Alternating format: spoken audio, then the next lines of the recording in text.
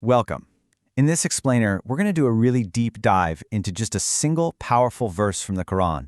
We're going to explore all its different layers of meaning, ideas about finality, about reality, and about the ultimate accounting of our lives. And this is all based on a very deep scholarly exegesis. So here it is. This is the verse at the very heart of our discussion today. Surah Maryam, verse 39. And warn them of the day of regret when the matter has been decreed, while they, in heedlessness, do not believe. You can just feel the weight in those words, right?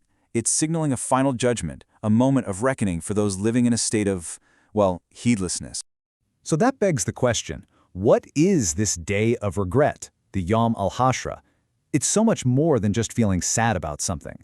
No, this is a state of being, a final, total unveiling of truth that, really demands a much deeper look.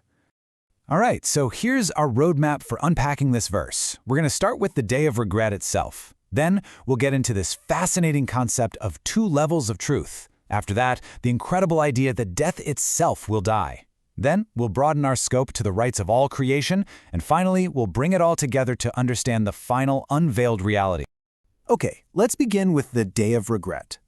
You have to understand, this verse isn't just a simple warning.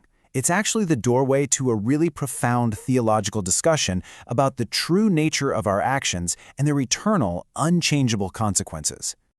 Now, it's really important to mention that our analysis is grounded in a deep scholarly tradition.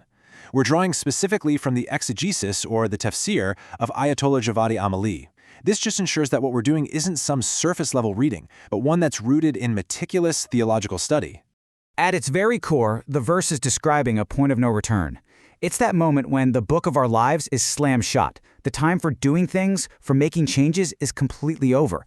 All that's left is the outcome. This is exactly what the verse means when it says, when the matter has been decreed. It's done. Final.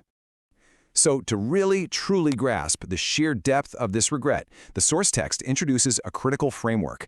It's this idea that truth, well, it exists on two totally distinct levels. And understanding this distinction is key to building our understanding of what is truly at stake here. So, take a look here. We've got the two levels. On the left, there's fiqh, which is the jurisprudential truth. The easiest way to think about this is the what. It's the external, the legal form of an action. Did you perform the prayer? Did you give the charity? But on the right, you have hakiki, the ultimate reality. This is the what it truly is. This is the inner, existential substance and the real effect of that very same action on your soul. Let's try and make this a bit more concrete. A fiqhi regret is pretty straightforward. Oh, I regret that I missed that prayer. Simple. But the hakiki regret, man, that is so much deeper. It's the unveiled vision of how missing that prayer created a tangible darkness, a real distance in your soul, a reality that you now see with perfect clarity and can never, ever change. And this brings us to the mechanism, if you will, that makes this regret so absolute, so eternal. It's a powerful, almost shocking concept from Islamic tradition. The moment when death itself is brought to an end. Here's the critical distinction we have to make. In our world, in this life, death represents the ultimate change. But in the afterlife, that possibility is completely removed. There are no more transitions, no escape, and no end to whatever state you find yourself in.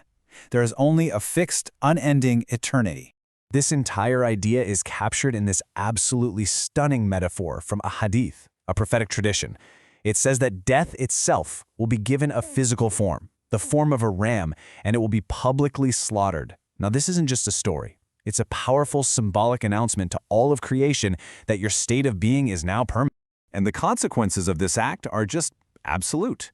Once death is gone, all fates are sealed. The joy of the people in paradise becomes eternal, and for those who are facing regret, their state also becomes terrifyingly permanent. This right here, this is the moment when the matter has been decreed. Now, the scope of this final decree is so much vaster than we might imagine. The source explains that this final judgment isn't just about human affairs. Oh no, it is a cosmic accounting. This is the principle of cosmic justice. And what it means is that on the day of judgment, every single right is restored. Every single wrong is righted. And this justice, it extends to every single part of God's creation, not just us humans. So just stop and think about what this means for a second. The judgment will settle the rights between people, yes, of course, but it also settles the rights of an animal that was abused, the rights of a forest that was unjustly destroyed, the rights of the earth itself. Every single interaction within all of creation is brought into the balance. So, in our final section, we're going to see how all of these pieces, the two truths, the end of death, cosmic justice, how they all converge to define the ultimate meaning of the Day of Regret. And here's where it all comes together. The Day of Regret is that moment the curtains are finally pulled back. It's when the hakiki, the ultimate, true reality of every single thing we ever did or said or even thought is made completely manifest for us to see. Just as another Quranic verse tells us, on that day, the secrets of the heart will be laid bare. There are no more masks. There's no more self-deception, no more hidden intentions. There is only the unveiled, naked truth of what we were. You see, the regret that this verse is talking about, it's not just feeling sorry for a mistake. It is the profound, eternal horror of seeing the ugly or empty reality that you painstakingly built for your own soul, a reality that is now permanently sealed and laid bare for all eternity. And that, of course, leaves us with a final, pretty provocative thought. If every single action we take has both a surface form and an ultimate reality, then this verse is compelling us to ask ourselves, what hakiki reality are we creating for ourselves right here, right now, today?